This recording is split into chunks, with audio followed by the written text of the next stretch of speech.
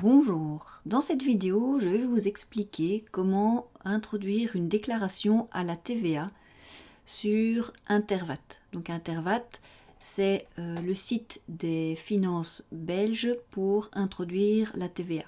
Donc vous tapez Intervat dans le moteur de recherche et c'est bien le premier ici, Intervat FOD Financiën SPF Finance. Voilà. Alors ici vous avez un gros bouton bleu ou ici le petit texte.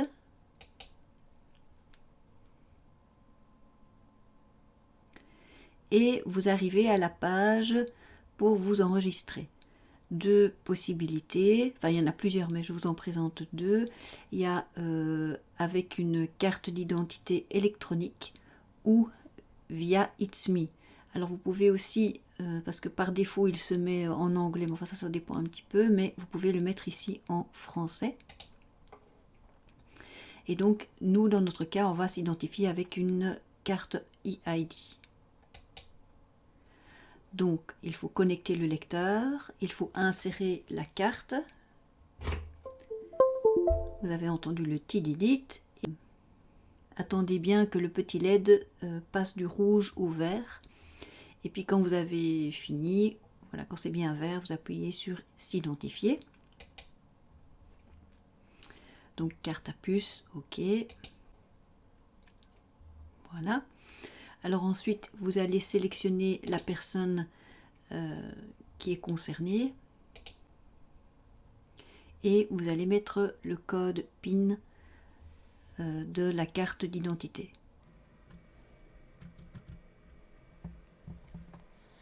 Voilà. Alors, ici, vous avez la possibilité de vous identifier en votre nom propre ou au nom d'une entreprise. Donc, ici, il s'agit d'un indépendant, alors que ce soit indépendant à titre principal ou à titre complémentaire. Alors, il faut mettre en votre nom.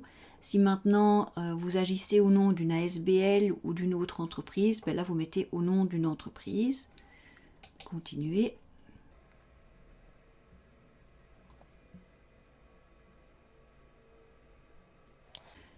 Ici, vous choisissez, on reste dans Intervat, donc toujours Intervat. Et là, vous allez indiquer le numéro de TVA, donc le vôtre.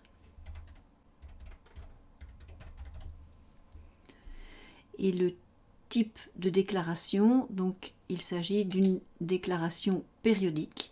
Donc ce n'est pas le listing client, ni le relevé intracommunautaire, ni un VAT refund, c'est une déclaration périodique toute simple.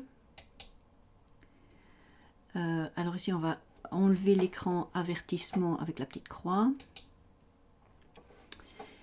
Alors vous pouvez déjà directement ici cocher deux options, une des deux options. Donc je veux introduire une déclaration néant. Donc ça c'est pour les fois où vous ne faites rien du trimestre, hein, ce qui arrive régulièrement quand on est en indépendant complémentaire. Ou bien la deuxième option, je veux introduire une déclaration corrective. Donc ça veut dire que vous avez déjà introduit votre déclaration, mais que vous vous êtes rendu compte qu'il y avait un problème, qu'il y avait une faute, et vous voulez simplement la corriger. Donc ici, on n'est pas ni dans un cas de figure ni dans l'autre, donc on appuie simplement sur continuer. Alors, donc le premier champ, c'est correction d'un document préalable, donc ici il n'y a pas puisque on introduit un nouveau. Ensuite, on a les coordonnées qui apparaissent, comme c'est demandé. Ensuite, on a la période de déclaration. Donc ici, on va introduire pour 2022 et on va introduire pour le premier trimestre. Donc on laisse mois, on ne fait rien et juste à trimestre, on met 1. Alors ici, il n'y a pas de mandataire. Et alors, on peut appuyer sur étape suivante. Alors on arrive à une espèce de grille de loto et là il faut choisir les codes que vous allez utiliser pour remplir votre déclaration à la TVA. Alors ici, si vous voulez, vous pouvez tous les cocher, vous pourrez les décocher après, et s'il vous en manque, vous pourrez en recocher après. Donc cet écran est une base, mais vous pouvez tout de suite, enfin après je vais vous montrer comment on peut faire pour corriger vos premiers choix. Alors ici en l'occurrence, dans les opérations à la sortie, nous avons du 1, 3, donc du 1, ce sont les opérations soumises à 6%, et du 3, les opérations soumises à 21% dans les ventes. Ok, donc ça ce sont pour les opérations à la sortie, donc c'est là où on va mettre les montants hors TVA. Et donc comme on a fait des ventes à 6% et à 21%, donc on va avoir des taxes dues que l'on va compléter simplement dans la case 54 pour les cases 1, 2, 3.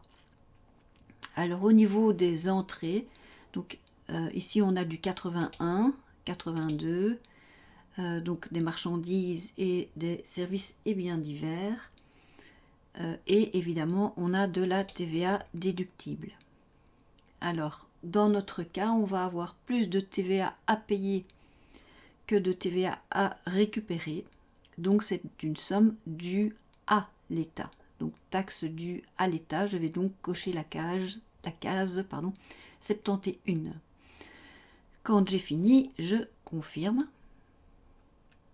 Et ma déclaration est presque finie. Alors, donc en 6%, donc je note tous mes montants.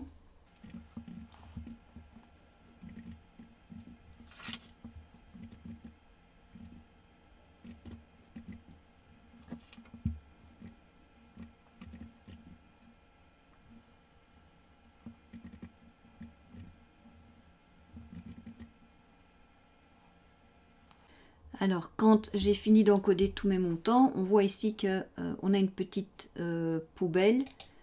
Donc, si je peux dire que voilà, je confirme, et vous voyez que la case disparaît, d'accord?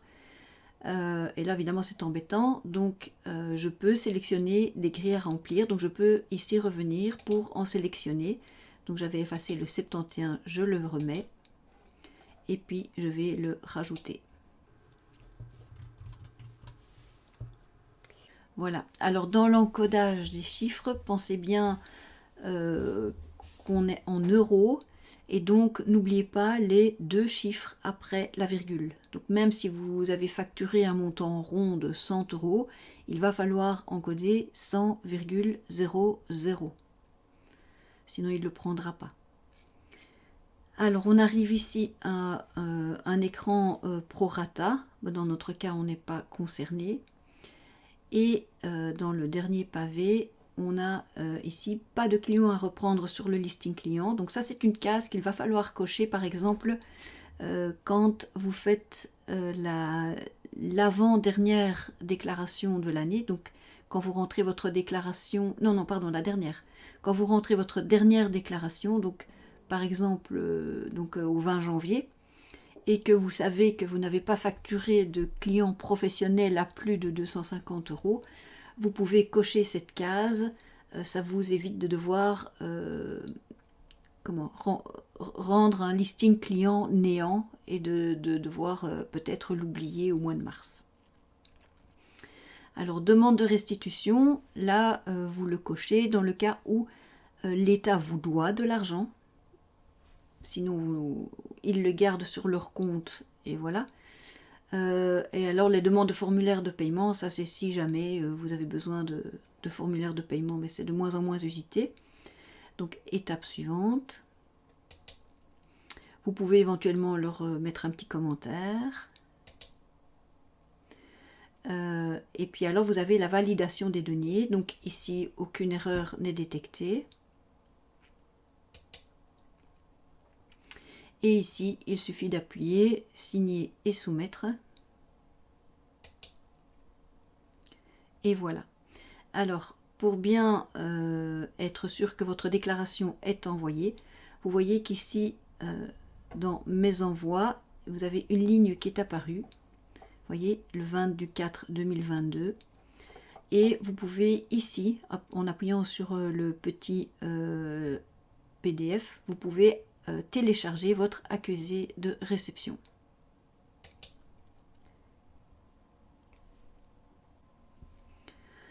Et là, vous avez tous les montants que vous avez introduits. Et voilà, donc vous pouvez après le télécharger. Donc vous pouvez fermer. Vous pouvez revenir dans votre écran. Et une fois que vous avez, voilà, c'est tout.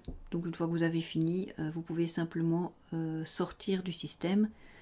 Je vous encourage à sortir de la manière la plus propre possible, c'est-à-dire en utilisant bien les logouts proposés par le système. Voilà, et là vous avez un message d'erreur, c'est normal. Voilà, j'espère que cette petite vidéo vous aura aidé.